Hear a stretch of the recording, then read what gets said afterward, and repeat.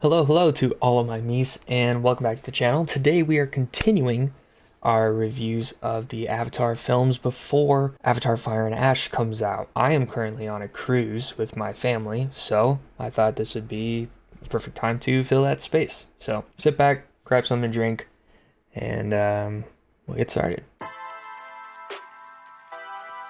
So I did allude to it in the first video, and I just really want to express that this is my biggest gripe with The Way of Water.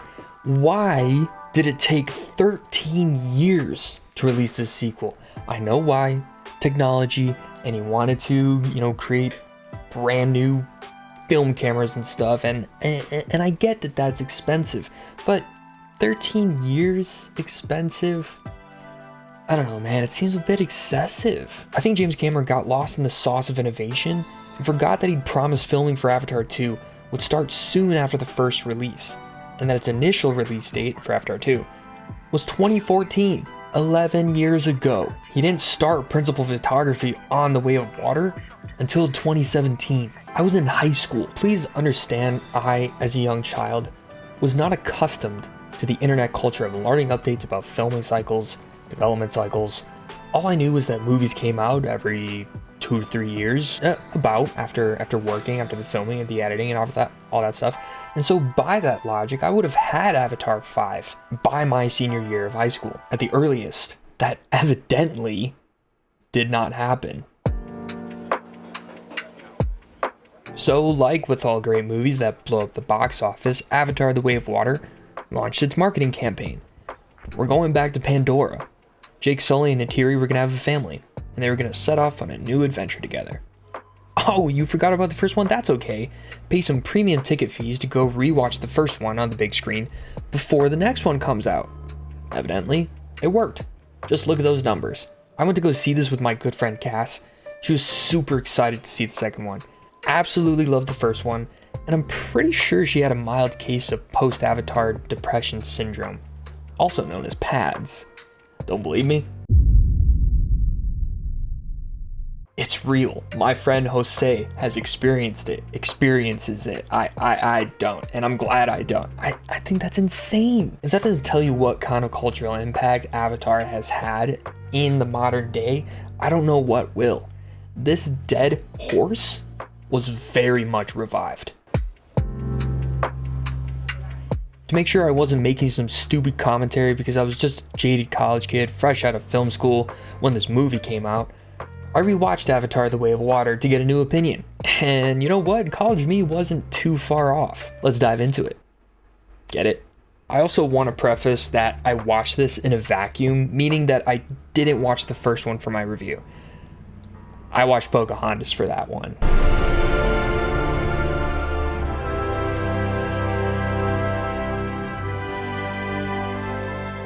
The Way of Water starts with reminding us of Pandora and the Hallelujah Mountains. Jake narrates and gets us up to speed. He's got 4 kids now, 3 of which are his own, and a child of Grace's avatar, who's basically a clone, and this kid named Spider who hangs out with his kiddos. I like this guy. I don't like his name, but he's alright. More on him later. But wait, Meese, that's 5 kids. Yeah, Marines can't count, and apparently I can't either. I didn't go to school for math, I went to school for movies. We get to see a progression of how Jake's family grows. They speak Na'vi with subtitles until Jake tells us he now hears the Na'vi language as if it were just English. I hate you times infinity, Noah! Penis face! Hey! Man, wish I could speak Spanish like that. From here, the structure of The Way of Water is actually eerily similar to the structure of the first. Except now, Jake, who is initially with the Sky People arriving, is on the flip end, seeing them come back. But the thing about happiness, it can vanish in a heartbeat. Ships decelerating. The Sky People returning. This scene is a lot of things to me. It's caught between very cool because of the insane CGI, because it looks like I'm just watching a video game cutscene, and kind of boring because already from the get-go, I know what's gonna happen.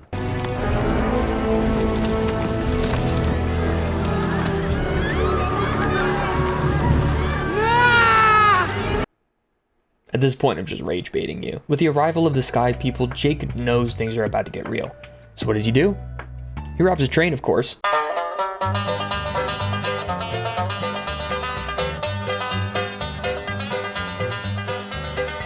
No, wait, wrong one.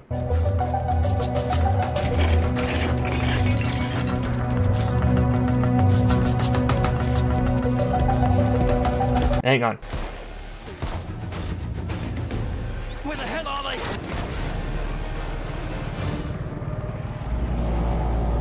Nope.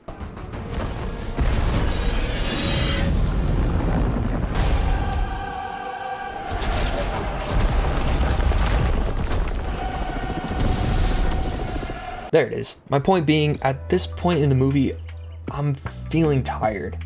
I know I've got 3 hours left.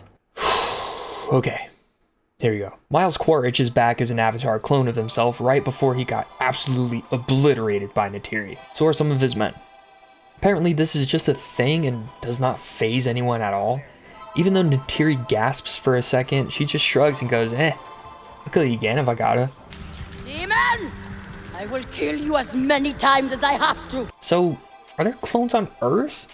Who gets to have a clone? Apparently it's military guys with vendettas, because no one else gets the clone treatment from the first film. Remember how I said this kid, Kitty is what they call her, is the child of Dr. Grace's avatar? Yeah, they don't know either. Jake straight up says nobody knows what the hell happened. This kid is the son of Miles Quaritch.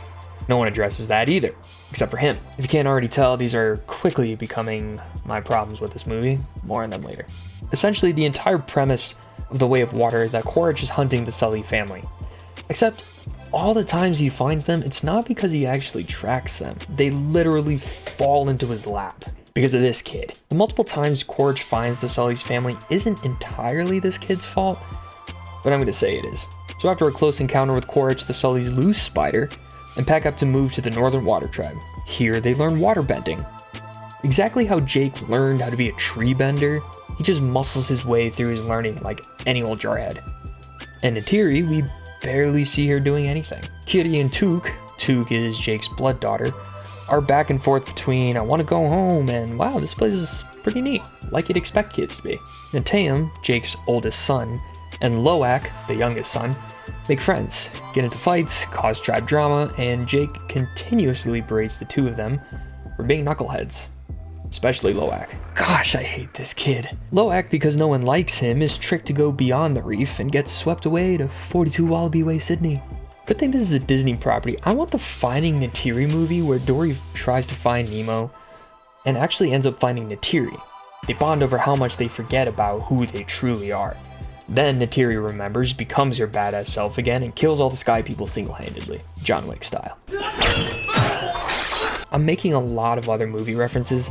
This is the only way I can keep myself entertained telling you all this nothing that happens.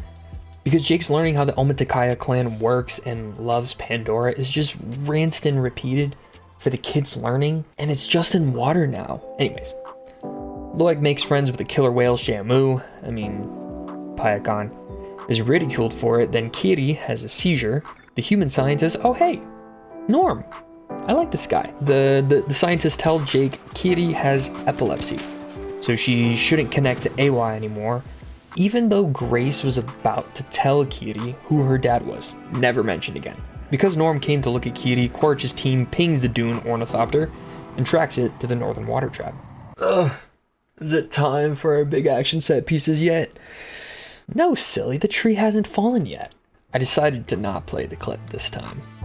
The tree falling in this movie is a killer whale dying. Not Shamu. Don't worry, it's not the real Shamu. It's one of his friends. I do like to think that this one had it coming. It probably bullied Shamu into being in exile in the first place. I have a major problem with this scene. Actually, a couple. Don't let me get ahead of myself. The Metkaina, this is the Water Tribe's actual name. I realize this is the first time I'm calling the Water Tribe by their proper name instead of just the Northern Water Tribe. They're naturally pissed. They want to fight the Sky People. Jake says, no. What are you, stupid? That's what they want you to do. They then say, that's what we'll do. because they're stupid. Speaking of stupid, let's visit this guy again. He knows Shamu is an outcast, and because he feels like such an outcast, he wants to go tell him to avoid the tracker bullets that kill the killer whales. All the other killer whales will know because their water tribe friends tell them. Sorry, meant Kaina, because they're real family, but not with Shamu. Neteyam and the rest of the Lost Boys go to stop Loak from getting into trouble and potentially kidnapped by the Sky People. They get kidnapped by the Sky People. But before they do, Neteyam calls it in to Jake, saying that they're trying to help Shamu get the tracker off his back. So the Water Tribe goes to war, even though Jake said, no, we shouldn't do that. They do it anyway. Jake and Co help to save the kidnapped kiddos. He fights Quaritch. There's obviously complications to this. Oh, Loak.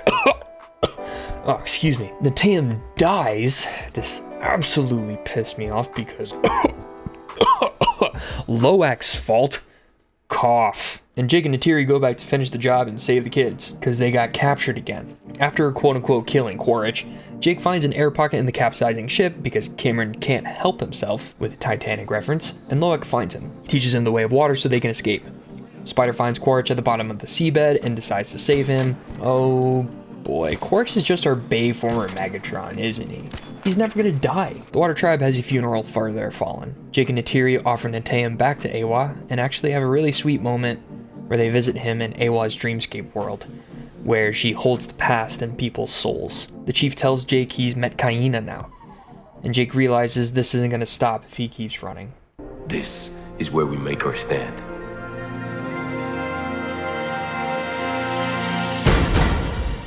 And done. Give me a second. Okay. Let's talk about it.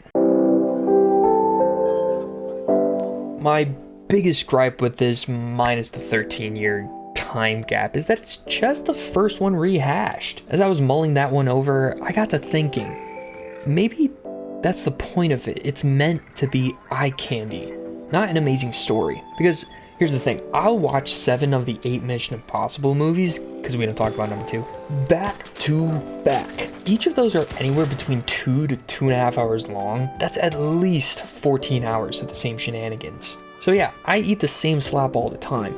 John Wick is another great example for me. So maybe I ought to lay off the harsh criticism of The Way of Water. Because one man's trash is another man's Pandora? Nah, I'm still gonna dump on it.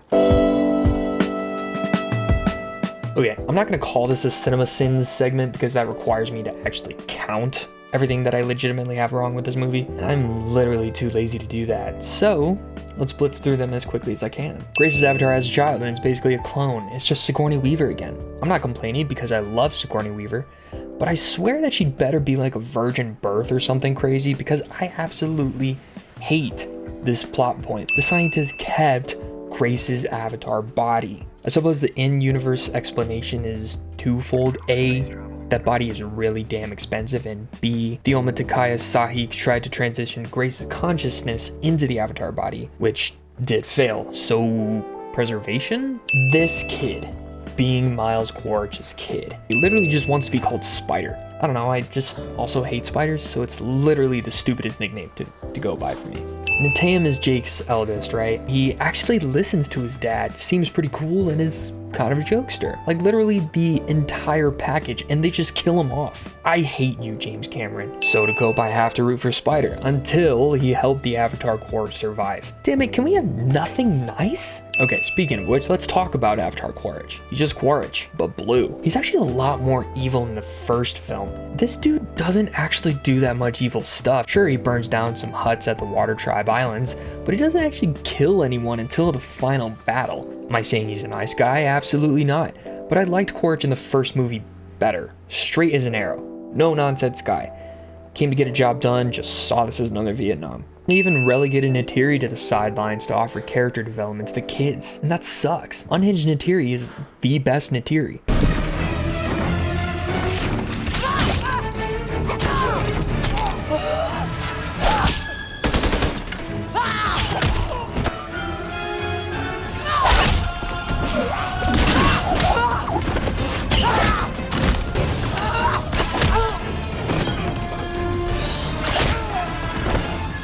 Another reason I will choose the first Avatar over the second any day.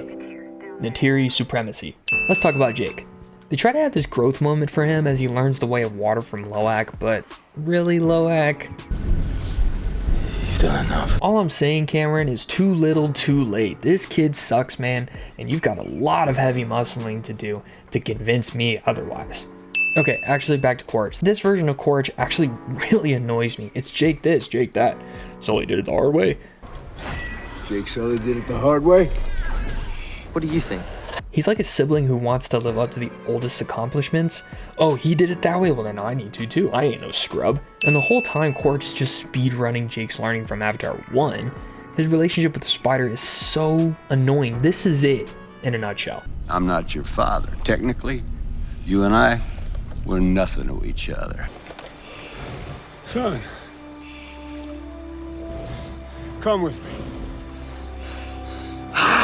Of course, I mean, I saw it coming, but I never bought into it. It doesn't feel earned. Okay, last and certainly least, Loak.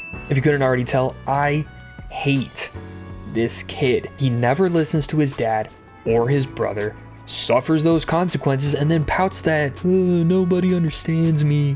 Why did you speak for me? Because I know what it's like to be one big disappointment. Nobody understands why you can't just follow the freaking rules, you idiot. This is our classic Disney kid dilemma, okay? The rebellious child who goes against the grain just to forward the plot, and because they were written to be on the same IQ equivalent as a single-celled plankton on the bottom of the ocean. Look at me, I'm unique individual, the rules are for me, I can do whatever I want. If you grew up acting like this because Disney poisoned your mind as to what it meant to be a kid, I hope your future children are twice as bad to you as you were to your parents, okay? You are all terrible people, and I hope you've learned your lesson already, and I hope you continue to learn your lesson, because the world doesn't revolve around you. I hope you know that, and if you don't, suffer. Death to the Disney kid trope. Please, I hate Disney kids, and they're not just in Disney movies either, okay? It's in Godzilla. It's in other movies too, but I don't want to do the research because I'm sick of this movie and I'm sick of Loak. I haven't even talked about the Shamu death scene, so let me cover that real quick.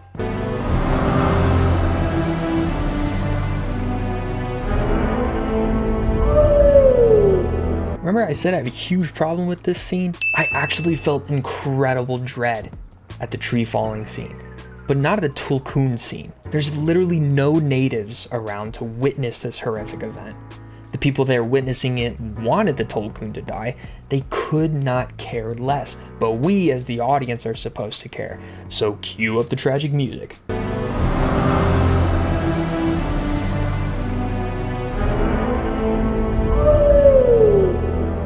Unbelievable. If it was supposed to be tragic, treat it as such. Change it so some Metcaina see it get killed from afar and they try to save it. Just everything was done wrong here, and it just further proves how this movie is just a lesser copy of the first. At this point, I just want to see the third one to actually further make fun of the Avatar franchise. You know what? No. I take that back. I do want the third one to succeed. I want to like it, and I want to like the second one. I just can't get past all the things that I listed above. I will say though, it does help to watch it in a vacuum though.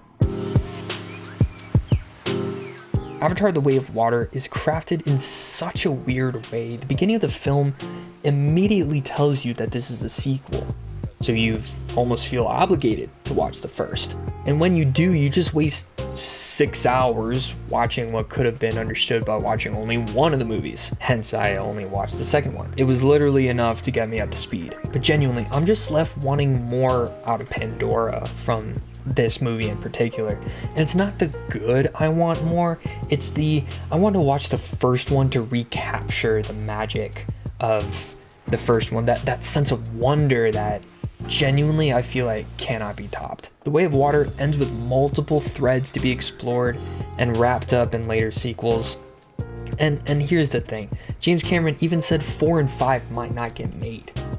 Look at this. The big swing in all of this is, do we make any money with Avatar 3? I mean, we'll make some money, but the question is, what kind of a profit margin, if any, is there? and how much of an inducement is that to continue on in this universe. Or maybe we wait a while until we figure out how to bring costs down, because production costs have spiraled over the last few years, especially in VFX. Everything's gone up an enormous amount, and it's starting to close out the types of films that I like to make. There is an argument in wild success for us just launching and just going straight into Avatar 4 and 5, and I figure out a production methodology where I have a bit of a hiatus where I can make another film. And there's another argument that says just go make those 2 damn movies and figure everything else out when I'm 80. And then he goes on to say something like this: 2 and 3 really tell one big story. And then ultimately, if I get so lucky and I make 4 and 5, 4 and 5 tell one big story. So it kind of stops for a beat after the end of 3. I don't mean we'll necessarily stop in production, but the story kind of stops and then it jumps forward in time a bit. And here's this snippet from a July 30th article. We're fully written through movie 5 and I've got ideas for 6 and 7, although I'll probably be handing the baton on at that point, Cameron said. Mortality catches up, but I mean, we're enjoying what we're doing, we're loving it. We get to work with great people. This is definitely how the series has to be now. Avatar 1 was a huge success. It was an intro into the world. 13 years later, and now we're stepping back in, and we've got to hit the ground running to keep us in it. Classic Hollywood. Make an awesome film. Don't make a sequel for 10 to 20 years. Make the sequel with intentions of rebooting the whole franchise. Fail. That's been the trend, and Avatar is actually an exception, but we'll see what happens. I also just want to note how insane it is that this guy is literally admitting that he's getting close to death, and he just casually says, I've got ideas for movies 6 and 7. Hope I don't die. Like, bro, please wrap the stories up so that if you do die, we don't get left on crazy cliffhangers. Yeah, okay, I'm at this point where I genuinely don't know how to wrap this up. I've done a lot of complaining against this film. Despite that, I do want to say once again that I watched this movie in a vacuum, meaning that I didn't see the first Avatar movie for my review of that one. I was serious when I said I watched Pocahontas. I think seeing Avatar: The Way of Water in that vacuum actually helped add to my overall enjoyment of it. These movies aren't meant to be the greatest stories ever told. In fact, they're quite basic. The characters aren't as complex as the writers would like you to believe. They're more adventure characters like Indiana Jones or Marty McFly. Hello? Anybody home? Hey, think McFly. Both some spice that the writers hope you dismiss and accept as deep and rich characters. I clearly don't buy it. These movies at the end of the day are science fiction eye candy. They are absolutely gorgeous. I don't believe they'll be topped for a while. I think what bums me out about the nature of these films is that James Cameron has made some of my favorite science fiction movies of all time. Aliens, Terminator and Terminator 2, fantastic movies with real depth and weight. Or maybe that's just me being nostalgic and forgiving. Despite all my hate ranting, I do enjoy this movie. If I can just turn off my brain and accept it for what it is, I think Avatar: The Way of Water will be a movie I dust off every once in a while to watch again. It'll never beat its predecessor to me, but maybe that's okay. I should be happy that I'm getting more Sam Worthington and Zoe Saldana at all. And you know what? I am. Thanks, James. I'll watch Sam Worthington in these movies until he's 80, if that's what you want to have him do. So thank you for coming along on this incredible journey of joyful hatred, and I'll catch you in the next video. Thanks so much for watching.